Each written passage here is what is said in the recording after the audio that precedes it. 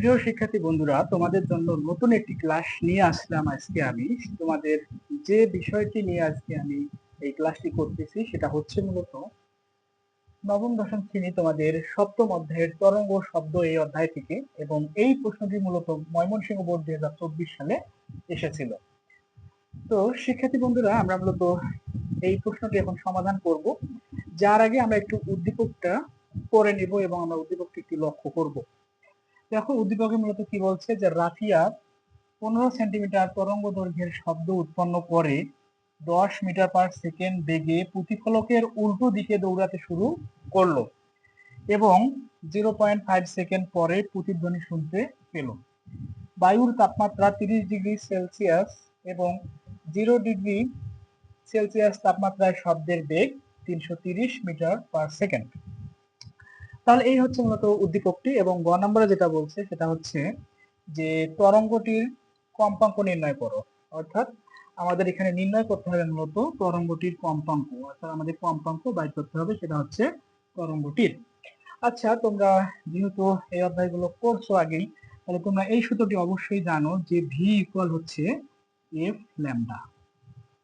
ঠিক আছে, এখানে ভিটা মূলত আমাদের বেগ হিসেবে কাজ করবে। সেখানে যেহেতু আমাদের শব্দের বেগ দেওয়া আছে 0 ডিগ্রি সেলসিয়াস তাপমাত্রা একটা দেওয়া আছে ওই ক্ষেত্রে, এবং 30 ডিগ্রি সেলসিয়াস তাপমাত্রা আমাদের শব্দের বেগ একটা থাকবে। অর্থাৎ বেগ মূলত আমাদের শব্দের বেগটা ভি দ্বারা আমাদের নির্দেশ করবে। অর্থাৎ ভি হচ্ছে আমাদের বেগ এবং এফ হচ্ছে কম্পাঙ্ক কম্পাঙ্ক এবং ল্যামডা হচ্ছে তরঙ্গ দৈর্ঘ্য। তরঙ্গ দৈর্ঘ্য, আশা করি তোমরা এগুলো জানো। তো তার মধ্যে আমাদের গ নাম্বারে আমরা দেখতেছি আমাদের নির্ণয় করতে বলছে তরঙ্গটির কম্পাঙ্ক।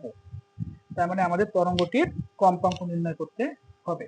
তাহলে আমরা মূলত এই সূত্র দিয়েই কম্পাঙ্কটা বের করব। কিন্তু তার আগে আমাদের একটা জিনিস লক্ষ্য রাখতে হবে, সেটা হচ্ছে মূলত যে দেখো এখানে আমাদের দুইটা তাপমাত্রার কথা বলা আছে। যে 0 ডিগ্রি সেলসিয়াস তাপমাত্রায় শব্দের বেগ ছিল 330 মিটার/সেকেন্ড। তার মানে 0 ডিগ্রি সেলসিয়াস তাপমাত্রা একটা বেগ ছিল, শব্দের বেগ ছিল। তাহলে আমাদের 30 ডিগ্রি সেলসিয়াস তাপমাত্রায় একটা শব্দের কি থাকবে? বেগ থাকবে। 30 ডিগ্রি সেলসিয়াস তাপমাত্রায় একটা শব্দের বেগ থাকবে। তাহলে এই অঙ্কটা করতে গেলে আমাদেরকে আগে 30 ডিগ্রি সেলসিয়াস তাপমাত্রার বেগটা বাইর করে নিতে হবে, তারপরে মূলত অঙ্কটা করতে হবে। তাহলে আমরা মূলত এখন আমরা গ নাম্বারটা করব। অর্থাৎ আমরা এখানে লিখে নিচ্ছি যে গ নাম্বার সমাধান, বা গ নাম্বারটা আমরা যেহেতু করতেছি, তাহলে ওই ক্ষেত্রে দেখো আমরা যেটা বললাম তোমাদের যে সেটা কি, যেহেতু আমাদের দুটো তাপমাত্রা আছে, একটা তাপমাত্রায় আমাদের শব্দের বেগ জানা আছে আর একটা তাপমাত্রায় শব্দের বেগ জানা নাই, যার কারণে আমরা এখানে 30 ডিগ্রি সেলসিয়াস তাপমাত্রার ক্ষেত্রে ওই শব্দের বেগটা আগে বের করে নিব। তাহলে আমরা এখানে লিখতেই পারি যে 30 ডিগ্রি সেলসিয়াস তাপমাত্রায় বায়ুতে শব্দের বেগ, বায়ুতে শব্দের বেগ, তাহলে আমাদের যেহেতু আদি তাপমাত্রায় ছিল, দেখো T1 তাপমাত্রা মানে আদি তাপমাত্রায় ছিল 330, এটাকে আমরা V1 ধরবো, আর হচ্ছে 30 ডিগ্রির ক্ষেত্রে আমরা এটাকে V2 ধরবো। বেগ সমান V2 হলে আমরা একটা সূত্র জানি, তাহলে ওই সূত্রটা আমরা এখানে লিখবো। যে সূত্রটা তোমরা অবশ্যই তোমরাও জানো যে V2 divided by V1 equal √over T2 divided by T1। তাহলে এইখান থেকে মূলত আমরা 30 ডিগ্রি সেলসিয়াস তাপমাত্রায় V2 এর, অর্থাৎ V2 বলতে আমরা যে শব্দের বেগটা আছে 30 ডিগ্রি সেলসিয়াস তাপমাত্রায় ওটা বাইর করে নিব।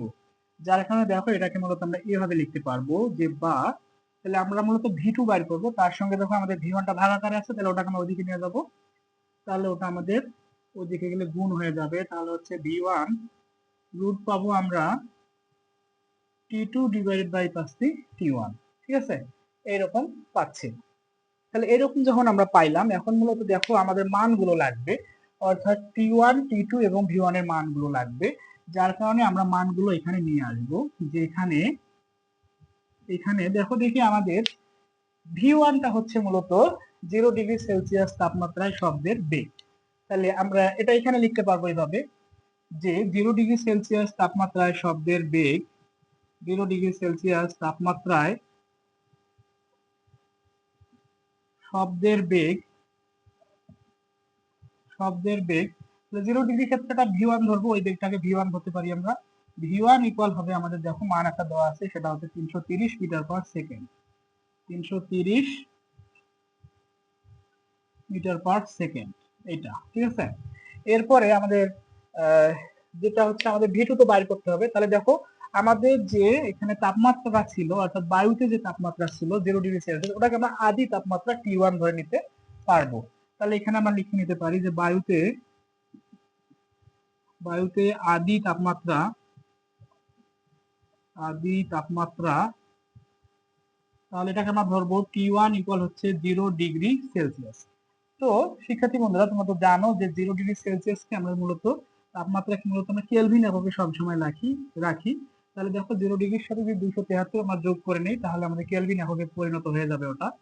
তাহলে ওই ক্ষেত্রে মূলত আমরা পাবো 0 প্লাস 273, তাহলে দেখো এটা আমাদের কেলভিন এককে হয়ে যাচ্ছে। তাহলে T1 এর মান আসবে আমাদের 273 কেলভিন, এটা। তাহলে এটা হচ্ছে বায়ুতে আদি তাপমাত্রা T1 ধরলাম আমরা, অর্থাৎ 0 ডিগ্রি সেলসিয়াস, ওটাকে T1 ধরছি। আর আমরা যে বায়ুতে যে আরেকটা আমাদের তাপমাত্রা ছিল সেটা হচ্ছে 30 ডিগ্রি সেলসিয়াস, এটাকে আমরা বায়ুতে শেষ তাপমাত্রা ধরবো, বায়ুতে শেষ তাপমাত্রা T2 ধরবো। হ্যাঁ, তাহলে এখানে আমরা ধরতে পারি যে বায়ুতে শেষ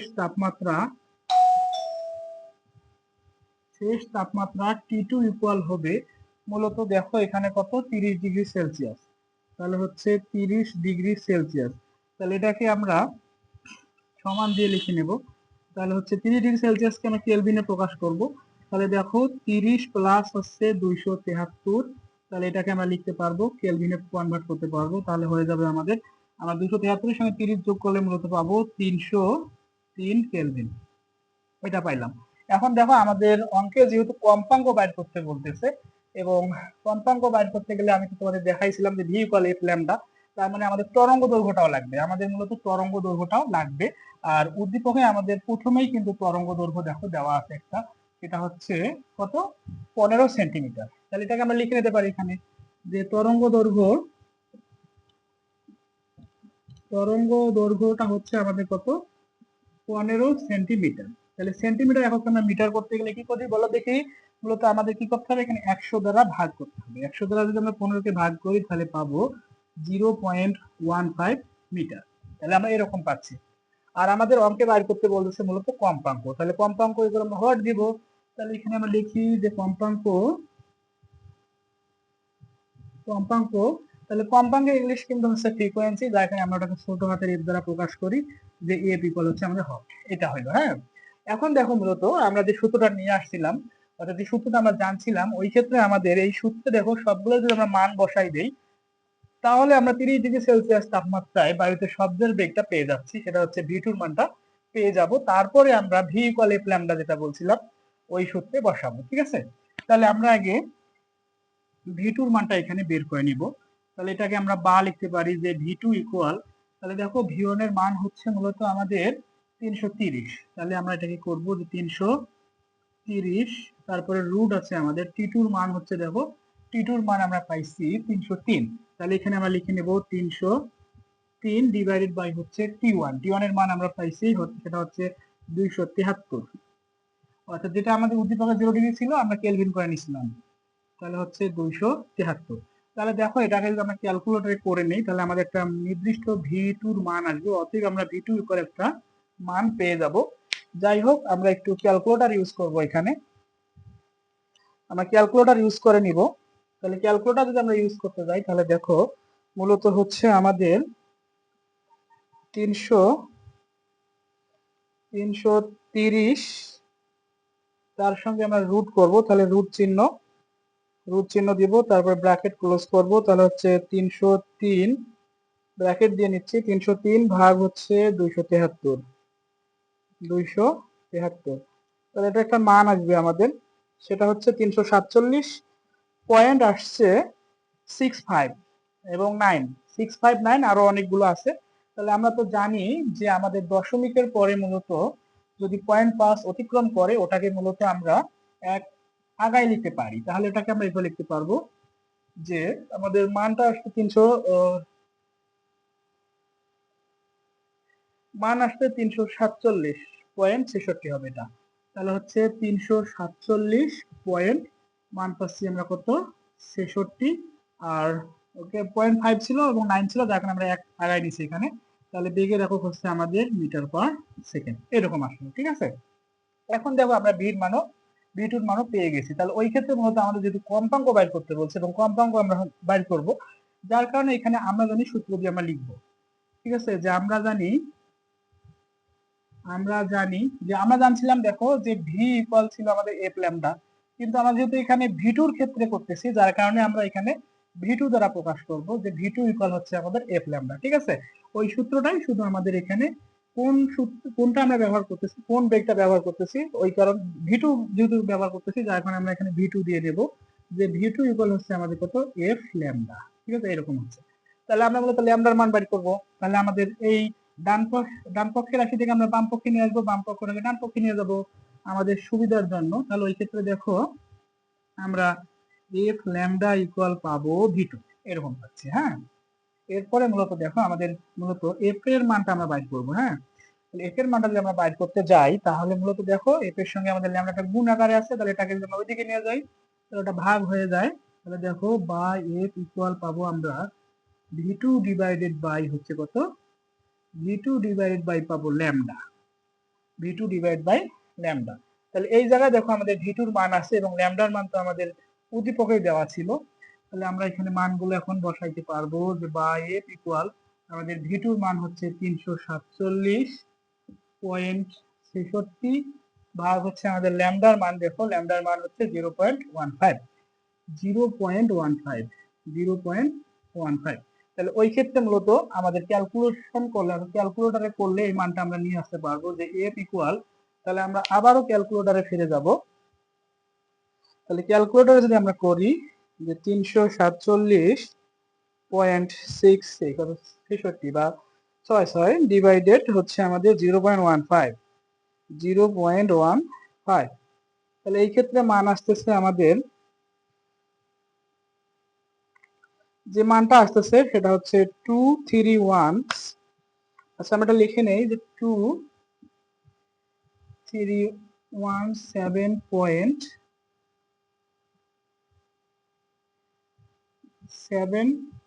হার্টজ। ঠিক আছে, এটাকে আমরা হার্টজ দ্বারা প্রকাশ করবো, অর্থাৎ কম্পাঙ্কের একক হচ্ছে আমাদের হার্টজ। তাহলে মূলত দেখো আমাদের গ নাম্বার অঙ্কটা কিন্তু করা শেষ হয়ে গেল। এখন মূলত আমরা ঘ নাম্বারের অঙ্কের বিষয়টা আসবো।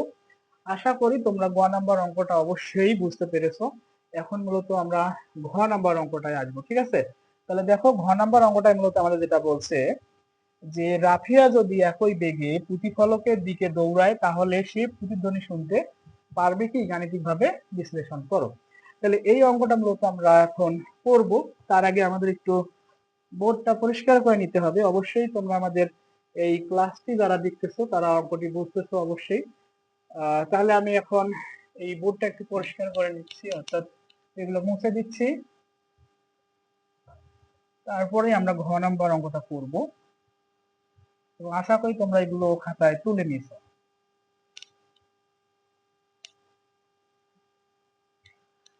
তাহলে দেখো মূলত এখন আমাদের ঘ নাম্বার অঙ্কটায় যেটা আছে সেটা হচ্ছে রাফিয়া যদি একই বেগে, তার আগে আমাদের একটু উদ্দীপকটায় আসতে হবে, আসলে উদ্দীপকটা কি বলতেছে। আচ্ছা দেখো রাফিয়া 15 সেন্টিমিটার তরঙ্গ দৈর্ঘ্যের শব্দ উৎপন্ন করে 10 মিটার পার সেকেন্ড বেগে প্রতিফলকের উল্টো দিকে দৌড়াতে শুরু করলো। তাহলে এখানে একটা কথা আছে, সেটা হচ্ছে প্রতিফলক। ঠিক আছে, প্রতিফলক। তাহলে দেখো এই অঙ্কটা আগে আমরা একটু বোঝার চেষ্টা করব, তারপরে আমরা অঙ্কটা সমাধান করব। আমরা মনে করব যে এটা হচ্ছে একটি দেওয়াল বা প্রতিফলক। ঠিক আছে, আমরা ধরে নেই যে রাফিয়া মূলত এই জায়গায় দাঁড়াই আছে বা এই জায়গা থেকে সে একটা শব্দ করছে। ঠিক আছে, এই জায়গা থেকে সে একটা শব্দ করছে, এখানে একটা প্রতিফলক বা দেওয়াল আছে এবং এই জায়গা থেকে তার দূরত্ব একটা আছে। ঠিক আছে, তার দূরত্ব একটা আছে এবং সে যদি এখান থেকে শব্দ করে তাহলে ওই ক্ষেত্রে তার যে আমরা সূত্রটা জানছিলাম সেটা ছিল আমাদের 2D ইকুয়াল হচ্ছে কি ভিটি, মানে প্রতিধ্বনি শোনার যে আমরা সূত্র ব্যবহার করে অঙ্কগুলো করি এই সূত্রটা অ্যাপ্লাই করি। কিন্তু এখন অনেকেরই প্রশ্ন আসতে পারে যে 2D কেন হচ্ছে। ঠিক আছে, যে 2D কেন আমরা সূত্রে অ্যাপ্লাই করি, তাহলে এই বিষয়টা আমি তোমাদের এখানেই বোঝাই দিব। আচ্ছা দেখো মূলত রাফিয়া এখানে যখন সে দাঁড়াই ছিল, অর্থাৎ রাফিয়ার এই জায়গা থেকে এই দেওয়ালের একটা দূরত্ব আছে, সেই দূরত্বটা হচ্ছে মনে করো ডি, দ্রুত ডি। তাহলে সে যদি এইখান থেকে একটা শব্দ করে তাহলে দেওয়ালের কাছে যাবে এবং দেওয়ালে বাধা পেয়ে আবার তার কাছে ফিরে আসবে। তাহলে ওই ক্ষেত্রে দেখো দেখি দেওয়াল শব্দটা আবার তার কাছে ফিরে আসতেছে, অর্থাৎ শব্দটা আর একটা দ্রুত অতিক্রম করতে হচ্ছে। এই কারণে মূলত এই যাওয়া এবং আসা এই শব্দ দুটাকে আমরা এই দ্রুত দুটাকে যোগ করলে এখানে আমরা 2d পাচ্ছি, যার কারণে আমাদের সূত্রে আসে 2d ইকুয়াল ভিটি। আশা করি তোমরা সূত্রের এই বিষয়টি বুঝতে পেরেছো। যাই হোক, এখন দেখো আমাদের এখানে যেটা বিষয় আছে সেটা হচ্ছে যে প্রতিফলকের উল্টো দিকে দৌড়াতে শুরু করলো। ঠিক আছে, এখন আমরা এই বিষয়টা নিয়ে একটু আলোচনা করে নিব। তাহলে এই বিষয়টা যদি আমরা নিয়ে আলোচনা করি, তাহলে দেখো এটা আমাদের প্রতিফলক এবং সে মূলত প্রতিফলকের উল্টো দিকে দৌড় দিছে, সেটা হচ্ছে সেই বেগটা হচ্ছে 10 মিটার পার সেকেন্ড। তাহলে আমরা ধরে নিচ্ছি যে সে যে এখানে, অর্থাৎ সে যে এই জায়গা থেকে একটা শব্দ করছে, এই শব্দটা যে সে শুনবে, না শুনেই মূলত সে মনে করো যে 10 মিটার পার সেকেন্ড বেগে প্রতিফলকের উল্টো দিকে দৌড় দিছে। তাহলে ওই দ্রুতটা আমরা ধরে নেব যে এইখান থেকে সে মনে করে নিব আমরা এই দূরত্বে আসছে। ঠিক আছে, এই দূরত্বে আসছে এবং উল্টো দিকের কথা যেহেতু বলা আছে, শুরু করলো এবং 0.5 সেকেন্ড পরে প্রতিধ্বনি শুনতে পেলো। তার মানে আমরা ধরে নিচ্ছি যে সে মূলত প্রথম অবস্থায় যে জায়গায় ছিল ওই জায়গা থেকে শব্দ করে শব্দটা না শুনে তার আগেই সে 10 মিটার পার সেকেন্ড বেগে পিছনে চলে আসছে বা প্রতিফলকের উল্টো দিকে আসছে, এসে সে আবার শব্দটা শুনতে পাইছে, সেটা হচ্ছে 0.5 সেকেন্ড পরে। আচ্ছা দেখো দেখি, রাফিয়া যদি প্রথম অবস্থায় যেখানে দাঁড়িয়েছিল ওই যদি প্রতিফলকের উল্টো দিকে না দৌড়িয়ে ওখান থেকে যদি শব্দটা শোনার চেষ্টা করতো বা শুনতো, তাহলে ওই ক্ষেত্রে আমরা সূত্রে অ্যাপ্লাই করতাম যে 2d ইকুয়াল ভিটি, এই সূত্রটাই আমরা অ্যাপ্লাই করতাম। কিন্তু সে মূলত উদ্দীপকের ভাষ্য অনুযায়ী যে কাজটা করছে সেটা হচ্ছে যে সে শব্দটা করে একটু পিছনের দিকে, অর্থাৎ প্রতিফলকের উল্টো দিকে আসছে, অর্থাৎ সামনের দিকে চলে আসছে। সে সামনের দিকে আসার কারণে তাহলে ওই ক্ষেত্রে সে আরেকটা দ্রুত অতিক্রম করছে। তাহলে এই দ্রুতটা যদি আমরা S1 ধরে নেই, যে সে এই জায়গায় শব্দ শোনার কথা ছিল, এখানে না শুনে সে আরো S1 দ্রুত অতিক্রম করছে, তাহলে দেখো তার টোটাল ডিস্টেন্সটা একটু বেড়ে গেছে। ঠিক আছে, ওই কারণে মূলত 2d ইকুয়াল ভিটি এই সূত্রটাকে আমরা একটা সমীকরণ আকারে লিখতে পাবো, সেটা হচ্ছে 2d প্লাস S1 ইকুয়াল আমরা লিখতে পাবো কি ভিটি, অর্থাৎ উদ্দীপক অনুযায়ী আমরা এইরকম পাবো। এবং সে এই জায়গায় কত সময় পরে প্রতিধ্বনিটা শুনছে, সেটা হচ্ছে 0.5 সেকেন্ড পরে। তাহলে এটা গেল আমাদের উদ্দীপকের বিষয় বা 1 নম্বর বিষয় আমাদের গেল। এখন আমরা দেখবো যে আসলে আমাদের ঘ নাম্বারে কি বলতেছে। হ্যাঁ, ঘ নাম্বারের অনুযায়ী যে রাফিয়া যদি একই বেগে, অর্থাৎ বেগটা ছিল আমাদের কত 10 মিটার পার সেকেন্ড, একই বেগে প্রতিফলকের দিকে দৌড়ায়, তাহলে সে প্রতিধ্বনি শুনতে পারবে কি, গাণিতিকভাবে বিশ্লেষণ করো। তাহলে আমরা যদি আবার এই চিত্রটা এখানে আঁক করি ঘ নাম্বারের ক্ষেত্রে, তাহলে দেখো রাফিয়া মূলত যে জায়গায় ছিল ওই জায়গায়, অর্থাৎ রাফিয়া মূলত প্রথম অবস্থায় এই জায়গায় ছিল, এই জায়গা থেকে আমাদের প্রতিফলক বা দেওয়াল যাই বলি, দেওয়াল পাহাড় যাই বলি, যেটাই বলি সেটা আমরা ধরে নিতে পারবো, যেটা একটা মূলত আমরা দেওয়ালে ধরে নিলাম যে এই দেওয়াল থেকে তার দূরত্ব এতটুকু ছিল। ঠিক আছে, এটা মূলত তার প্রাথমিক অবস্থার যে দূরত্বটা ওইটা। এখন মূলত এখানে বলা হচ্ছে যে আগে উদ্দীপকের আমাদের যেটা বলা ছিল যে প্রতিফলকের উল্টো দিকে দৌড়ায়, মানে প্রতিফলকের উল্টো দিক মানে সে আরো সামনের দিকে 10 মিটার পার সেকেন্ড থেকে দৌড়ে আসছিল। কিন্তু আমাদের ঘ নাম্বারে বলছে যে রাফিয়া যদি একই বেগে প্রতিফলকের দিকে দৌড়ায়, প্রতিফলকের দিক মানে হচ্ছে দেওয়ালের দিকে দৌড়াবে সে। ঠিক আছে, ওই ক্ষেত্রে সে শব্দটা শুনতে পারবে কিনা বা প্রতিধ্বনি শুনতে পারবে কিনা। তাহলে ওই ক্ষেত্রে দেখো সে মূলত এই জায়গায় ছিল, দেওয়াল থেকে একটা দূরত্ব ছিল, সে মূলত এখন করছে কি প্রতিফলকের দিকে দৌড়াইছে। দেখো এখানে বিষয়টা বলাই ছিল যে প্রতিফলকের দিকে দৌড়ায়। তাহলে আমরা ধরে নিব যে সে শব্দটা করে সামনের দিকে, অর্থাৎ প্রতিফলকের দিকে এই জায়গায় আগাই চলে আসছে। ঠিক আছে, তাহলে দেখো সে যে শব্দটা শুনবে, শোনার ক্ষেত্রে তার দূরত্বটা কিন্তু কমে গেছে। তাহলে আমরা ধরে নিব যে সে যে সামনে গেছে, এই সামনে যাওয়ার দূরত্বটা যদি আমরা S1 ধরি, তাহলে ওই ক্ষেত্রে যেহেতু তার দূরত্ব কমে গেছে, তাহলে আমরা উদ্দীপকের মতো করেই একটা সমীকরণ গঠন করতে পারবো। সেটা হচ্ছে দেখো যেহেতু তার দূরত্ব কমে, তাহলে 2d থেকে আমরা কোন দূরত্ব কমছে, S1 দূরত্ব, 2d মাইনাস S1 ইকুয়াল ভিটি পাবো। ঠিক আছে, এটা মূলত কেন যে 2d থেকে আমরা দূরত্বটা বিয়োগ করে দিব, কারণ কি যে সে মূলত সামনের দিকে যাওয়ার কারণে তার দূরত্বটা কমে গেছে। এটা মূলত হচ্ছে আমাদের 2 নাম্বার বিষয়। হ্যাঁ, তাহলে এই বিষয়টা তোমরা যদি বুঝতে পারো তাহলে মূলত তোমাদের এখানে 90% আমাদের অঙ্কটা কিন্তু শেষের পথে চলে আসছে বা তোমাদের বোঝার সুবিধা হয়ে যাবে, ঠিক আছে। তাহলে মূলত দেখো আমরা দুটো সমীকরণ যেটা পাইছি, অর্থাৎ উদ্দীপকের ভাষ্য আকারে এবং আমাদের ঘ নাম্বার আকারে, ঠিক আছে। এখন মূলত আমরা যেটা করব অঙ্কটা করতে গেলে তাহলে হচ্ছে আমরা ঘ নাম্বারটা আগে দিয়ে নেব। ঘ নাম্বারটা আমরা দিয়ে নিলাম। এখন দেখো মূলত সে কোন জায়গায় ছিল, দেওয়াল থেকে বা প্রতিফলক থেকে কত দূরত্বে ছিল, আমরা মূলত আগে ওই দূরত্বটা বের করে নেব। তারপরে সে শব্দ শুনতে পারবে কিনা তার জন্য আমাদের সময় বের করে নিতে হবে। সময় কেন সেটা তোমাদের প্রশ্ন আসতে পারে।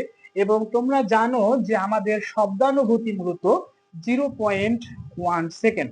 আমাদের শব্দানুভূতি 0.1 সেকেন্ড, মানে কোনো শব্দ করলে ওই শব্দটা আমাদের মস্তিষ্কে 0.1 সেকেন্ড পর্যন্ত থেকে যায়। এবং এই সময়ে যদি কেউ অন্য কোনো শব্দ করে সেই শব্দটা আমরা শুনতে পারি না। তাহলে মূলত আমরা যদি কোনো প্রতিধ্বনিও শুনতে যাই সেক্ষেত্রে আমাদের শব্দটা হয় 0.1 হতে হবে, না হয় 0.1 এর থেকে বড় হতে হবে। 0.1 এর থেকে যদি ছোট হয় তাহলে ওই শব্দটা আমরা শুনতে পারবো না। তাহলে আমাদের ঘ নাম্বারের অঙ্কটায় যদি আমাদের সময় যদি 0.1 বা 0.1 এর থেকে বেশি আসে তাহলে আমরা বলতে পারবো যে সে প্রতিফলকের দিকে গেলেও সে প্রতিধ্বনিটা শুনতে পারবে, ঠিক আছে।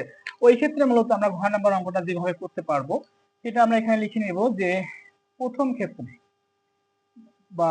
ক্ষেত্রে আমরা এইভাবে লিখি নেই যে প্রথম ক্ষেত্রে দেখো আমরা যে সূত্রটা পাইছি সেটা আমাদের এটা যে 2d প্লাস s1 ইকুয়াল হচ্ছে কি ভিটি, এটা আমরা পাচ্ছি। হ্যাঁ, আর মূলত আমরা গ নাম্বারে একটা বেগ পাইছিলাম সেটা হচ্ছে ভি2 পাইছিলাম। তাহলে এখানে আমরা লিখে নিতে পারবো যে এখানে গ হতে আমাদের বেগটা যেটা ছিল বেগ ভি2 ইকুয়াল, যদি ওইটাকে আমরা ভি ধরে নেই তাহলে অতএব ওই ক্ষেত্রে আমরা ভি পাবো, ভি2 এর মানটাকে আমরা ভি ধরে নেব। তাহলে হচ্ছে আমাদের বেগটা ছিল মূলত 347.66 মিটার পার সেকেন্ড, এটা ছিল, ঠিক আছে। এখন দেখো মূলত এখানে যে আমাদের বেগটার কথা বলা আছে এই বেগটাকে মূলত আমরা ভি1 ধরবো। মানে সে যে আসলে প্রতিধ্বনি অর্থাৎ শব্দ করে যে প্রতিফলকের উল্টো দিকে 10 মিটার পার সেকেন্ড বেগে দৌড়াইছিল এবং দ্বিতীয় ক্ষেত্রে যে প্রতিফলকের দিকে 10 মিটার পার সেকেন্ড বেগে দৌড়াইছিল ওই বেগটাকে মূলত আমরা ভি1 ইকুয়াল ধরবো বা V one equal 10 metre per second এটা ধরে নিব, ঠিক আছে। ওই ক্ষেত্রে মূলত দেখো এখন আমাদের যেটা করতে হবে সেটা হচ্ছে যে সে মূলত 10 মিটার পার সেকেন্ড বেগেই দৌড়াইছে, ওখানে কিন্তু কোনো ত্বরণের কথা বলা হয়নি। তার মানে আমরা বলতে পারি যে সে যে দৌড়াইছে ওই দৌড়টা মূলত তার সমবেগে ছিল। সমবেগ মানে কি বেগটা সবসময় একই ছিল, যার কারণে এটাকে আমরা সমবেগ হিসেবে ধরে নিতে পারবো। এবং আমরা একটা সূত্র জানি সমবেগের সূত্র, সেটা ছিল যে এস ইকুয়াল ভিটি, ঠিক আছে। এস ইকুয়াল কি ভিটি। তাহলে এই ক্ষেত্রে মূলত আমরা যে S1 টা ব্যবহার করছি তাহলে S1 এর ক্ষেত্রে আমাদের সূত্রটা দাঁড়াবে কেমন, S1 এর ক্ষেত্রে মূলত আমাদের সূত্রটা দাঁড়াবে তখন S1 ইকুয়াল আমরা লিখতে পাবো V1T, এরকম আমরা লিখতে পাবো। এটা এখন দেখো এই বিষয়গুলোই আমরা এখন এই সূত্রে অ্যাপ্লাই করব। তাহলে আমরা যেটা পাবো এই সমীকরণ আকারে যে 2D প্লাস, দেখো S1 এর পরিবর্তে আমরা লিখবো যে V1T, যেহেতু সমবেগ আমরা বললাম তাহলে হচ্ছে এখানে আমরা লিখতে পারবো V1T ইকুয়াল, দেখো আমরা ভিটি লিখতে পারি, তার মানে আমরা এখানে ডি বের করব। তাহলে 2d ইকুয়াল, দেখো এটাকে আমরা ওইদিকে নিয়ে যাব, ও সম্পূর্ণটাকে V1T-টাকে সম্পূর্ণটাকে ওইদিকে নিয়ে যাব। তাহলে এদিকে তো ভিটি ছিল মাইনাস V1T। এখন আমরা এখানে দেখো পরের লাইনে কি করতে পারি, টি কমন নেব, তাহলে হচ্ছে V মাইনাস V1 আমরা লিখতে পাবো। তাহলে ওই ক্ষেত্রে মূলত দেখো এখন আমাদের মানগুলো আমরা এখানে বসাই দিতে পারবো। ও আরেকটা বিষয় আমাদের ছিল, সে যে উদ্দীপকের যে শব্দটা সে শুনেছিল সেটা ছিল একটা সময় ছিল, সময়টা ছিল কত, টি ইকুয়াল ছিল 0.5 সেকেন্ড, ঠিক আছে। এই সময়টা অর্থাৎ এটা কিন্তু আমরা প্রথম ক্ষেত্রে উদ্দীপকের ক্ষেত্রে ব্যবহার করতেছি, যার কারণে আমাদের টির কিন্তু মান আছে, আর দ্বিতীয় ক্ষেত্রে আমাদের টির মান নেই, ওই মানটা আমরা বাইর করব। তাহলে দেখো ওই ক্ষেত্রে মূলত আমরা যেটা পাবো যে বা 2d ইকুয়াল আমাদের এখানে যেটা হচ্ছে সেটা হচ্ছে আমরা যদি কমন নিয়ে নিচ্ছি তাহলে হচ্ছে টির মান হচ্ছে আমাদের 0.5। তাহলে ওই ক্ষেত্রে মূলত আমাদের ভির মানটা এখন বসাই দিতে হবে। তাহলে 347 পয়েন্ট পাইছিলাম 66 মাইনাস হচ্ছে V1 এর মান কত 10, তাহলে এরকম আমরা পাবো। তাহলে দেখো বা আমরা যেটা পাবো যে 2d ইকুয়াল, তাহলে এটাকে আমরা একটু ক্যালকুলেশন করে নিব। এটাকে আমরা ক্যালকুলেটরে ক্যালকুলেশন করে নিব। ক্যালকুলেটরে যদি আমরা ক্যালকুলেশন করে নেই তাহলে দেখো কি পাচ্ছি যে 0.5, তাহলে আমরা ব্র্যাকেট দিব 347.63 -10, তাহলে এর একটা আমাদের মান আসতেছে, সেটা হচ্ছে 168 এরকম পাচ্ছি। তাহলে দেখো এই ক্ষেত্রে মূলত আমরা কি করতে পারবো, এই ক্ষেত্রে মূলত আমরা ডির মানটা বাইর করতে চাচ্ছি। তার মানে আমরা এটাকে আমাদের ডির সঙ্গে যদি 2টা গুণ আকারে আছে এটা ওই দিক দিলে আমাদের ভাগ হয়ে যাবে, বা আমরা লিখতে পাবো ডি ইকুয়াল হচ্ছে এটা যে 168.83, তাহলে ডিভাইড বাই হচ্ছে 2, তাহলে অতএব আমরা ডির একটা মান পেয়ে যাবো। তাহলে দেখো আমরা এটাকে যদি 2 দ্বারা ভাগ করে দেই তার মান আসবে আমাদের 84.415, তাহলে আমাদের দূরত্ব দেখো কি মিটার, এটা আমাদের আসতেছে। ঠিক আছে, এটা গেল মূলত আমাদের প্রথম ক্ষেত্রে আমরা দূরত্বটা পেয়ে গেলাম, তার মানে রাফিয়ার দূরত্ব আমরা পেয়ে গেছি। এখন দেখো আমাদের দ্বিতীয় ক্ষেত্রে যে সমীকরণটা ছিল যে 2d - s1 = vt, এখন আমরা এই সমীকরণ নিয়ে কাজ করব, অর্থাৎ এইখান থেকে আমরা টির মানটা বের করে নিব। ঠিক আছে, তাহলে এখন আমরা এখানে লিখে নেব যে দ্বিতীয় ক্ষেত্রে 2d - s1 = হচ্ছে vt।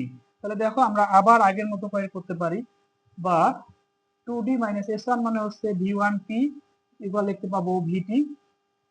তাহলে দেখো আমরা যেটা করতে পারি যে 2d = vt প্লাস v1t, মানে এই যে v1t টাকে ওইদিকে নিয়ে যাচ্ছি। ঠিক আছে, তারপরে দেখো আমরা কি লিখতে পারি, বা এখন আমাদের যেহেতু টির মানটা লাগবে, যার কারণে আমরা এই পুরো রাশিটাকে আমরা এদিকে নিয়ে আসবো, অর্থাৎ বাম পক্ষে নিয়ে আসবো। তাহলে হচ্ছে ভিটি প্লাস v1t ইকুয়াল আমরা লিখতে পাবো তখন 2d। এখন দেখো পরের লাইনে মূলত আমরা কি করতে পারি, টিটা কমন নিতে পারি, তাহলে আমরা এখানে পাবো v প্লাস v1 ইকুয়াল পাচ্ছি কি 2d। তাহলে এখন দেখো এখান থেকে আমরা টির মান বাইর করবো, বা টি ইকুয়াল আমরা পাবো 2d ডিভাইডেড বাই হচ্ছে, যেহেতু আমাদের v প্লাস v1টা গুণ আকারে ছিল টির সঙ্গে, তাহলে এটা ওদিক দিয়ে ভাগ হয়ে যাচ্ছে, তাহলে আমরা পাবো v প্লাস v1 এরকম পাচ্ছে। ঠিক আছে, আচ্ছা শিক্ষার্থী বন্ধুরা, এটা আমাদের অনেকটাই নিচে চলে গেছে, যার কারণে আমি এই অংশটা এই দিকে লিখবো, তোমরা একটু নিচে নিচে লিখবা। ঠিক আছে, আমি যেটা লিখতেছি তোমরা এটা নিচে নিচে লিখবা। তাহলে দেখো এখন মূলত আমাদের প্রতিটারই কিন্তু মান আছে, ডির মান আছে, ভির মান আছে, v1 এরও মান আছে। এখানে যদি আমরা মান বসাই দেই তাহলে মূলত আমরা টির মান পেয়ে যাব। তাহলে ওই ক্ষেত্রে বা আমরা লিখতে পারি টি ইকুয়াল হচ্ছে আমাদের 2d, এবং 2d এর আমার একটা নির্দিষ্ট মান আছে, নির্দিষ্ট মান আমরা বাইর করছি, সেটা হচ্ছে সরি ডির একটা নির্দিষ্ট মান বাইর করছি, সেটা হচ্ছে এই মানটা, অর্থাৎ এই মানটা এখন আমরা এই জায়গায় বসাবো। তাহলে এই মানটা আমাদের এই জায়গায় বসাই, তাহলে দেখো কত হচ্ছে আমাদের 84.415 ডিভাইড হচ্ছে ভি প্লাস v1, এবং ভির একটা আমরা মান বাইর করে নিয়েছিলাম আমাদের, অর্থাৎ গোয়া থেকে যেটা নিয়েছিলাম সেই মানটা। তাহলে এটাকে আমরা মূলত ফার্স্ট ব্র্যাকেট দিয়ে নিই, তাহলে হচ্ছে 347.63 প্লাস ছিল আমাদের কত, v1 এর মান ছিল 10, ছিল 10 মিটার পার সেকেন্ড থেকে যে দৌড়াইছিল ওইটা। ঠিক আছে 10, তাহলে ওই ক্ষেত্রে দেখো আমরা কি পাচ্ছি যে, বা তাহলে আমরা ডিরেক্ট এটা ক্যালকুলেটরে করতে পারি, আমরা ডিরেক্ট ক্যালকুলেটরে করে নিই। তাহলে অতএব দেখো টি ইকুয়াল আমাদের মানটা কিভাবে আসতেছে, তাহলে এটা ক্যালকুলেটর যদি আমরা করতে যাই তাহলে তোমাদের যেটা করতে হবে, তাহলে উপরে এগুলো আগে ভাগ করে নাও। তাহলে 2 গুণন হচ্ছে 84.415, হ্যাঁ 84.415 ভাগ হচ্ছে তোমাদের নিচেরটা করবো আমরা, ব্র্যাকেট দিয়ে দিয়ে করতে হবে, 347.63 প্লাস হচ্ছে 10, এর মান আসতেছে 0.4720। ঠিক আছে, তা আমরা 3 ঘর পর্যন্ত নিব, বাকিগুলো নিব না, আরো আসছে 2, হ্যাঁ তাহলে আমরা 3 ঘর পর্যন্ত নিই, তাহলে হচ্ছে 0.472, এটা এটা আসছে, তাহলে আমরা দশমিক 3 ঘর পর্যন্ত নিচ্ছি। এবং দেখো মূলত আমাদের টির একক হচ্ছে সেকেন্ড। ঠিক আছে, তাহলে টির একক হবে আমাদের সেকেন্ড, এসই সেকেন্ড।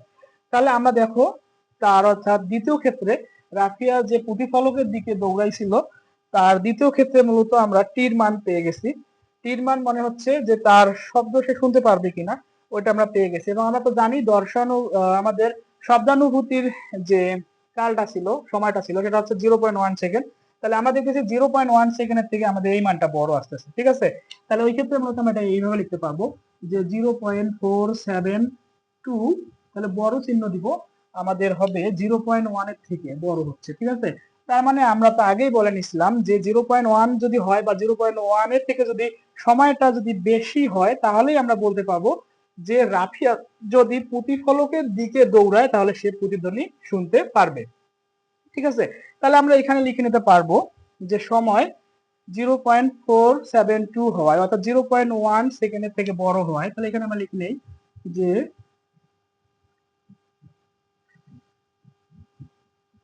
তাহলে আমরা যেটা লিখতে পারি যে 0.1 এর থেকে 0.1 সেকেন্ড এর থেকে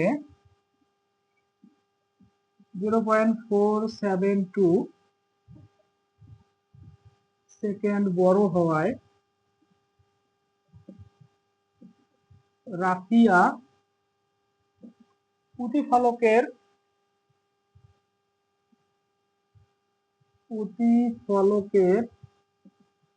দিকে দৌড়ালেও